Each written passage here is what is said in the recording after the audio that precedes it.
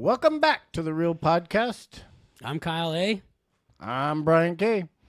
And this is Real Contrast, the podcast. I totally screwed that up. Did you say real podcast? I said the Real Podcast. No, it's real. It's a podcast. We're here. Catchy phrase for the day. I ain't got one. Got one? You do, though. Okay. Nope. That is catchy. We're moving on. All right.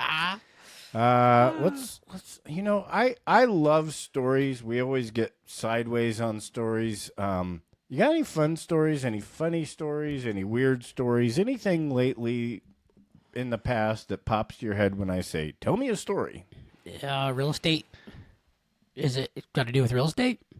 It's kind of Should like be. a real estate-y podcast. So yeah, I mean, Oh, is that what we're doing here? if it's like building your Shoot. neighbor's fence, it might work. It's kind of real estate-y. Good story is I had one of our community members give me a call. They wanted some information on a parcel right next to them. And so I researched, found the owner of it, and they kind of knew who the owner was, didn't really care for him, and the guy was just a jerk to me. I mean, that happens a lot. He was telling me, he tried selling the property. He doesn't like realtors. They're too lazy. They're always out golfing. And I said, well, sir, I don't golf.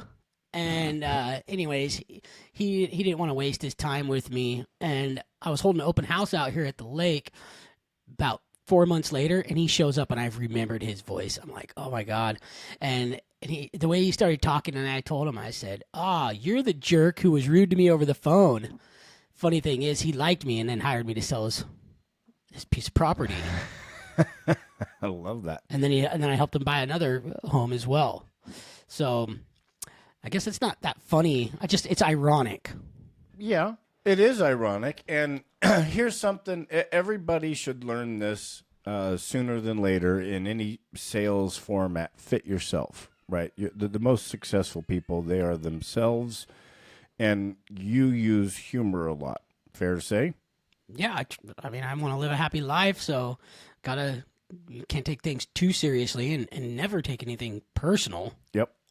I'm constantly, I will flip it on humor as quick as I can, or at least attempt to. It's not always funny.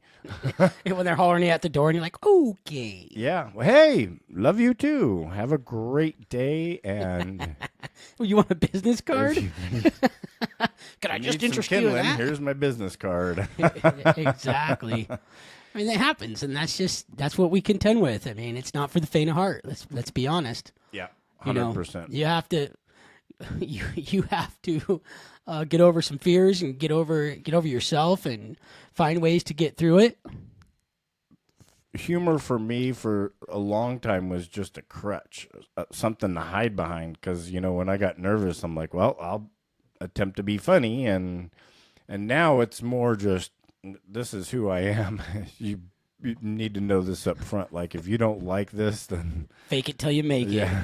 then I made it, and then I'm like, well, here I am. Love it or leave it. it. Right. So I just I had one close, and this one was interesting. Looking back, I'm sure outsiders can say that was funny. Obviously, representing a client, it wasn't as funny for me, but it definitely was. So on the buy side of this transaction, and we get the title commitment back, and the seller who had signed the contract was on there, thank God, and so was her deceased mom. Oh, Let's think that out here real quick. So who would the deceased mom leave the house to? Probably the daughter that's living in the house, right? you never know. They put it in a will. They never ran it through probate. 3 years later, the seller's sitting there wanting to close. We actually got pressured to close sooner by her, and now she's got to find a long-lost brother who, by the way, she hadn't been staying in contact with. Like, Right. they were feuding. Yeah. Okay? So I find out the same day that I find out on the title that there's another mystery person, and you're always wondering, like, It wasn't you, was it? do they want half of do they want half of the house proceeds, right? Are they going to be civil about this? Absolutely. I find out that same day that my client had accepted an offer on her house in another state. And I'm like, that's cool. Hopefully we have a house to sell you here. That was scary. That was definitely a pucker moment. Right. Yep. Everything worked out. Rainbows, unicorns, the whole 9 yards. We found the brother. And what it was is it was written into a will to leave it to the sister, but they did not run it through probate. And so the brother could have been a real, pain in the boo-hoo. And, know your stuff. When it comes to, I have seen so many problems that could have been resolved with proper wills or running things through the end, once someone has passed away. Because unfortunately, death happens. No. Have you ever dealt with a personal representative? No. No, I have been through situations where we had to do quiet title. Mm-hmm. Yep. And that's kind of the same thing where there's a break in the chain of title. It was death situation. He was in the will, just never got recorded. So had to put it out into the newspapers. Yeah. Get an attorney. Right. And it's actually faster than what I thought because it was initially like an extra 60 days. And at this time, the market's going down and buyers are getting ready, wanting to pull out. And ultimately, saved the deal, got it done. They stuck with it. Closed her. That's close. Yeah. So I asked about personal representative because I had a seller that was a personal representative or whatever, but they had 23 people with rights to this house. So the court just appointed someone because 23 people won't agree on what 1 + 1 is. It's just a fact. You're going to have some people that's like, well, it's 11. Well, new math says that it's 2.698. There's nothing funny about any of these stories that you've said. I didn't say, well, I guess I said, okay, let's move on. Do you think that was funny? 'Cause That's- I don't. All right. It was a story. It was a story, that's for sure. That was a pucker story more than anything. Yeah. So But good job closing that, Brian. So, okay, open houses. Yeah, You ever do an open house? absolutely. Why? Because they're amazing, and you get to hang out in people's houses. Now I'll tell you why. You're not doing an open house for me, just so you know. Yeah. We're gonna get Now, this right. open houses are a great way to benefit your seller, or even if you're doing open houses for somebody else, it's a great way to benefit and showcase the home. It's a great way to get the neighborhood involved. It's a great way to lead gen. And I said that. Oh my gosh. You mean you want more business? Absolutely. As agents, that's our goal, right? Is we're trying to build our business. And if you can get an open house, people that are looking for houses come to open houses. Now, I've been in open houses where I've had very few, and I've had open houses where I've had so many people that I could not actually take their names and write them down and ask them questions, because when 75 people are rolling in within an hour, it's balls to the walls. Boo. I did one time, and I had another agent with me, and I looked at him and I went, watch. Because no one was, this turned into a social event. It wasn't really, it was literally and so I just held a clipboard up and I went, excuse me, love some feedback. You guys got any questions? I'm the realtor here. Have a fun party. Right. Well, and if it's a good listing in a good market, and that's where you drop competition as well. Yeah. So there's a lot of good aspects of holding open houses. One, especially if it's your listing, you're doing your seller a great service. go around, door knock, talk to the neighborhood, get some information about the neighborhood so you got more ammunition when you're in that open house. Be like, yeah, this is, their park's over here. They got a slide. Here's where your shopping center is. This how far away. And then I like to even get a little history on the neighborhood of when was the subdivision put in. That's always good to know. Little historical facts are fun. It gives you something to talk about.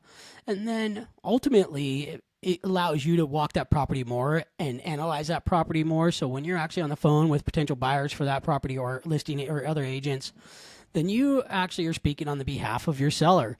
That is our job. How many times you've been in an open house where someone comes in and they've got some type of a connection with one of the neighbors?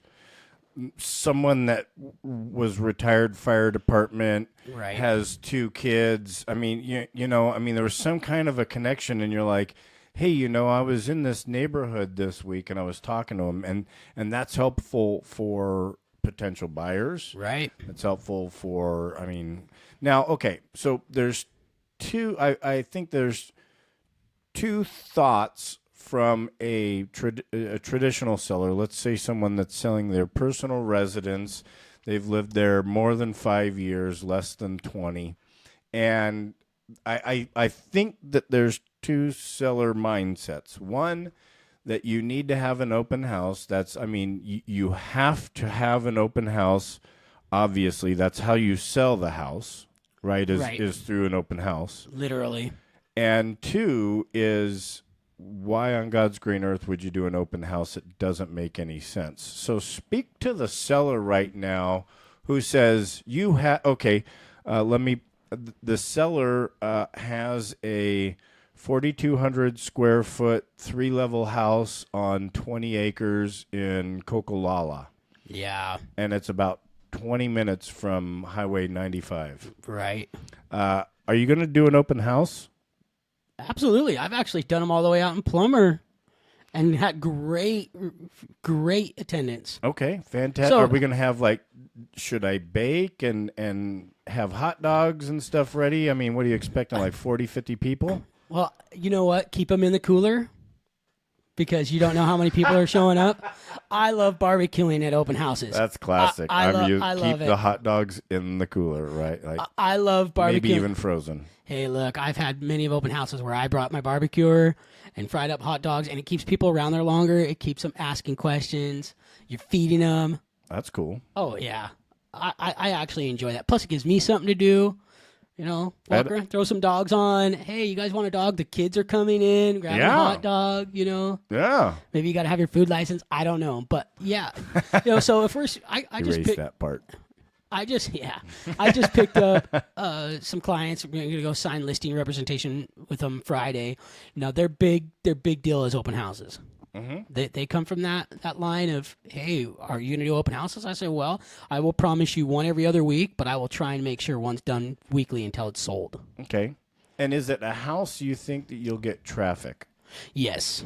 Okay, so and it's going to be difficult. It's going to be a little difficult because and this is in Washington, over in Spokane Valley, so it's going to be difficult because they're about 2 miles off of I can't. Appleway. Spit it out. Okay. Off of Appleway. So there's a lot of stuff to cross over, and so it's going to be a good probably 20 signs and have to throw up, which is all right. That's part of our job. Yeah. So I guess where I'm at, when I'm talking to I've had sellers who, and if anybody out there challenges me on whether or not I'll do an open house, I will fight. My wife will jump in and I've done open houses in some crazy spots, right? So I did an open house on a vacant land. Oh, that's awesome. I actually had to ask the broker if I could call it an open house, because there was no house there. Open land. Yeah, open land. So what did you do? For that one? Yeah. So that was a for sale by owner, vacant lot on a golf course. Ooh. In the middle of COVID, when we couldn't do open houses. And the brokerage I was with does a big deal every year, And because we couldn't donate our time back to the community, we did a food drive. And Right. so I promoted a food drive / open house at a vacant land lot, and I Right. brought a cooler full of water because it was on the golf course, and the majority of people that I talked to that day were golfers who were asking about buying a piece of land on the golf course. And then did you obviously have, water stubbed in and on that piece of property? Oh yeah, it was residential ready to build on. Oh, that's good. Those are key factors to talk about. Oh gosh, yeah. And so I mean, but here's the thing. It's my point with all of that is I'll do an open house anywhere. When it's very far and remote, I tell people I don't know. My standard open house is 20 signs, right? So I'm not sign poor. Right. We're working on we're doing more social media marketing, and we're putting it on all of the Webernauts, and the simple fact is that there's a good chance that in this location we may not get that many people. Right. Right? So keep the hot dogs in the cooler, And it also, if you build up anticipation for it, like I advertise my open houses 5 days before they happen. Mm-hmm. Period. End of story. It goes on the MLS, on my Facebook feed, and then it'll go on Zillow. But it gives enough time to get people going, okay, especially people out there looking for open houses. You don't want to just pop up an open house Friday, pop it up saying you're doing an open house Saturday when it's Friday. And, I mean, it may work, but I'm more of a kind of a planner when it comes around to that. For the most part, correct. Right. Absolutely. I've got stories of where I've done that, and it's just been a vacant home listing, and I didn't have anything else going, so I went and put some signs out, hung my shingle open, Yeah. and sat it. I was going to be doing the same stuff at the office. Right. Why not sit at this vacant home listing? Yeah. Good for sellers, good for buyers, good for new agents, good for seasoned agents. Yeah. It's just good all the way around. Okay, so now there's the seller that you get that says, why on God's green earth would you do an open house? I've heard that only 3% of homes sold are through open houses. Wow, I'd have to say, well, almost 70%. I mean, are you just cool with it and just don't do the open house? Well, I would argue against it a little bit professionally, and say, Let's hear the argument. Well, Mr. Seller, is that can't be true, because about 70% of the houses that we hold open houses for actually sell through that open house one way or another. That's been my experience. Not only is open houses good for your neighborhood to know, and go out and talk with them if you already haven't told them, but it's just more exposure for your home. And honestly, it allows me to provide a good service for you. Yep. Now, I depending on the house. So Absolutely. if it's the one that's way out there, and they're just like, why on God's green earth would you do an open house? I go, that's fine. I'm just not going to do it. Like it. Right. I've got other houses in town I can do, and it's going to be a pain in the butt getting people in from the main road to here. Other people, when I think that it's a good opportunity, this conversation I had 2 weeks ago, which, by the way, I didn't have to put the house on the market, man. It just went. You got her. You got her. Got her. Nice. So, but the conversation I was having with the sellers beforehand, they were saying, hey, do you think it would be a good open house? And I'm like, well, I don't know. And I can tell you, with as many open houses as I've done, I've never been able to tell. Good. Whether or not I've done it on a Saturday in the middle of softball season, right across the street from a softball field, or on a Sunday right after church, or on a Tuesday at 10 o'clock in the morning, you never know. It could be the weather, anything. Right. However, it just takes one person. Absolutely. And the amount of times I've had a person come in that maybe necessarily wasn't looking for a house in that neighborhood, or has a brother who's been looking for a house and maybe didn't see this one, and now their brother can move in, or the amount of times where I've had someone walk in that started some kind of a conversation around progressing for this is worth doing it. Absolutely. Now, I also tell the seller, and I think that there's more business, right? Right. I can gain as a business individual. So Absolutely. I don't skip around that. And if I've sold your house, I probably have said that to you. Right. But at the end, it's about selling your house. Absolutely. And I've actually had open houses where 2 people showed up. The second one was the one that purchased it. So that goes Money. to show you your cause. The end game is selling the house, right? Yep. All right. I think that thing lied. I think we started the clock a little bit late. So instead of dumping into a new topic, let's call her a day. Let's call her a day, brother. Appreciate it, man. Thanks, guys. It's real contrast. You guys have a fantastic afternoon, evening, morning, whenever you're watching. Maybe it's breakfast. Maybe you're eating a snickerdoodle.